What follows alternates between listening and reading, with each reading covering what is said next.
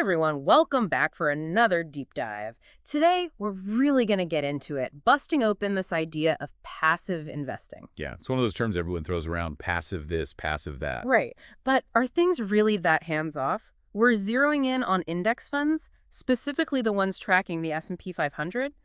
And let me tell you, the research you sent over, this stuff by Mulk and Robertson, Oh yeah, that's a fascinating paper. it's making me rethink a lot of what I thought I knew. Like, I always thought these funds were basically robots, just following the S&P 500 wherever it goes. Right, the common image, just blindly mirroring the index. Exactly, but this research suggests there's some wiggle room, some decisions being made behind the scenes. So, first of all, legally speaking, are these funds even required to perfectly match the index? That's where it gets interesting. There's no law that says they have to be exact replicas. Regulations are more about making sure they don't mislead investors and that they're properly diversified. Yeah. But within those boundaries, there's space for funds to make choices.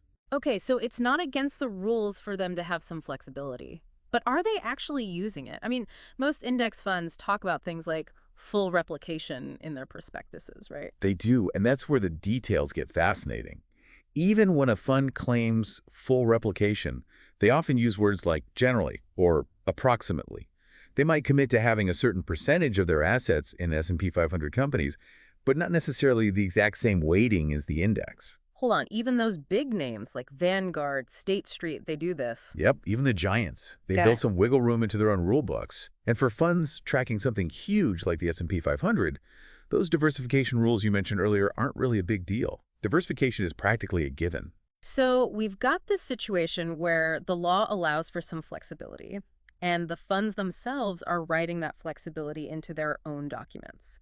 It's not just theoretical, they've got room to make moves. But are they just playing it safe? Or are they actually using this freedom? That's what I really want to know. What does the data tell us? Are these funds really doing anything different from the index, or is it all just smoke and mirror? Oh, trust me, they're making moves. And we're talking billions of dollars worth of deviations. Yeah. This research analyzed 8 years of data and found that even the big-name index funds aren't afraid to shake things up a bit. Billions. Okay, now you've got my attention. But how? How are they deviating with that kind of money on the line? It's not like they can just go buy a whole bunch of Beanie Babies and call it a day, right? Right. Definitely not. Right. The research points to 3 main ways these funds deviate. Okay, I'm all ears. So we've got over-underweighting, then there's getting ahead of changes in the S&P 500, and even... Wait, slow down. Let's unpack that. What does it even mean to over or underweight when you're supposed to be tracking the S&P 500? Okay, so think of it like a giant pie chart, right? The S&P 500 is the whole pie, and each company in it gets a slice.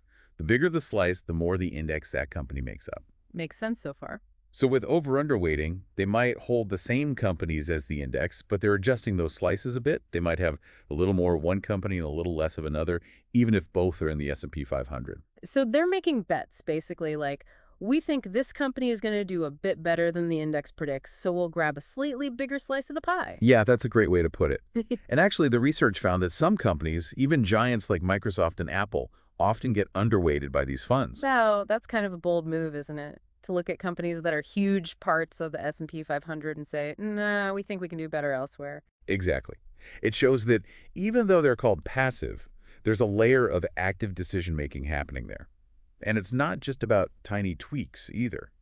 The research calls out the Ridex S&P 500 fund as one example, with some pretty significant deviations from the actual S&P 500 weightings. Okay, so we've got over-underweighting. Yeah. What about this whole thing with getting ahead of S&P 500 changes? How does that work? Right. So the S&P 500, it's not set in stone. Companies get added, companies get dropped. It's constantly evolving. Right. And there's usually a bit of time, maybe a few days, between when a change is announced and when it actually takes effect. Okay.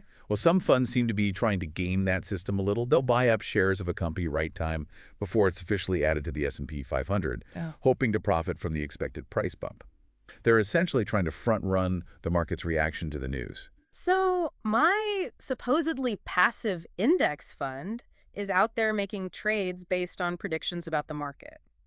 That doesn't sound very passive to me. It makes you wonder, are they putting their own potential profits ahead of accurately tracking the index? I mean, all this buying and selling, tweaking and predicting, shouldn't that throw their performance off compared to the S&P 500? That's the question, right? That's what you'd think. There's this thing called tracking error, which basically measures how much a fund's returns stray from the index. And you'd think that the more a fund does its own thing, the higher its tracking error would be. But the research tells a different story. Wait, so are you saying that all this active stuff they're doing, it might not even affect their performance? Yeah, it's kind of wild, right? Yeah. The research found only a very weak link between how much a fund deviates and how closely its returns match the S&P 500. Okay, but how is that even possible? Like, someone's got to be making money off these moves, right? Well, yeah, I mean, these are professionals, right? They're not just throwing darts at a board. They're probably using some pretty complex strategies to minimize those differences in returns. So they're playing a risky game, but a calculated one. Exactly. But this brings up a whole other question for me. Let's say they are deviating and it does affect their performance even a little. Do investors even notice? Like, do they care? That is the question, isn't it? Ah, And the research suggests maybe not. They looked at whether there was any connection between a fund's performance, relative to the index, and how much money investors were putting in or taking out. And guess what? No statistically significant relationship. so what are you telling me? Most people just blindly trust the label passive and don't even bother to look under the hood? It's possible, right? Yeah. I mean, think about it. A lot of people choose index funds specifically because they're supposed to be simple, low cost. Set it and forget it. Right.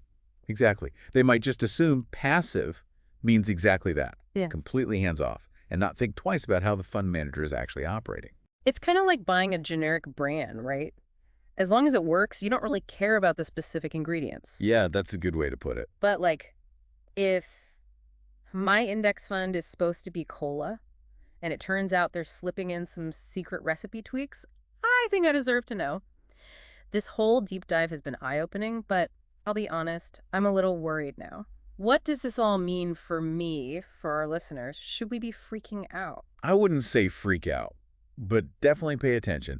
This isn't about demonizing index funds, okay? It's about realizing that they're not as simple as they seem. Don't just blindly trust the label. Do your homework. Okay, so what kind of homework are we talking about here? Dig into that prospectus. See what kind of flexibility they've given themselves. I mean, there are websites and tools out there that can help you analyze a fund's holdings, see what's really going on. Knowledge is power. Right. Don't be afraid to get your hands a little dirty, look under the hood.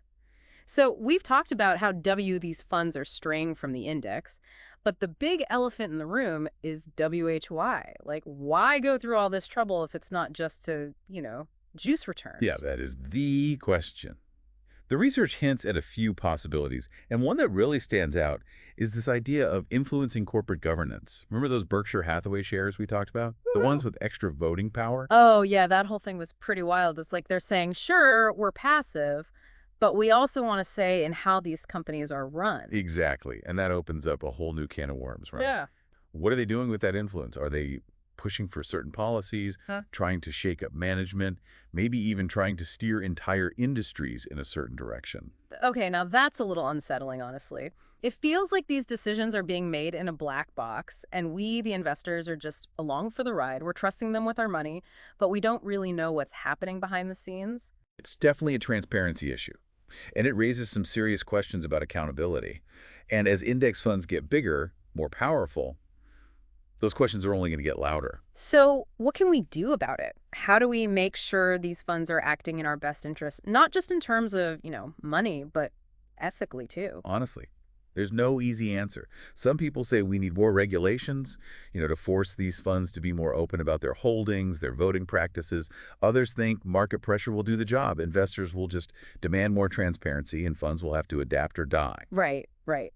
It feels like we're at a crossroads. Index funds have made investing easier, cheaper for a lot of people, but they've also created this whole new set of challenges that we're just starting to understand. Absolutely. And as they continue to grow in popularity, it's more important than ever for investors to be informed, to be engaged. Don't be afraid to ask those tough questions. Do your research. Demand more transparency from the funds you trust with your money. It's like anything else in life, right? The more you know, the better equipped you are to make decisions that are right for you. So, to wrap things up here, passive investing. It ain't as passive as it sounds. Do your homework. Be an informed investor. And don't just assume anything. Who knew index funds could be so complicated, right? Tell me about it. This deep dive has been a wild ride. And, I have a feeling this is a conversation we're going to be having a lot more in the future as more research comes out. I think you're right. But for now, we'll leave our listeners with that thought to ponder. Join us next time when we take another deep dive into a new topic. Until then, happy investing, everyone.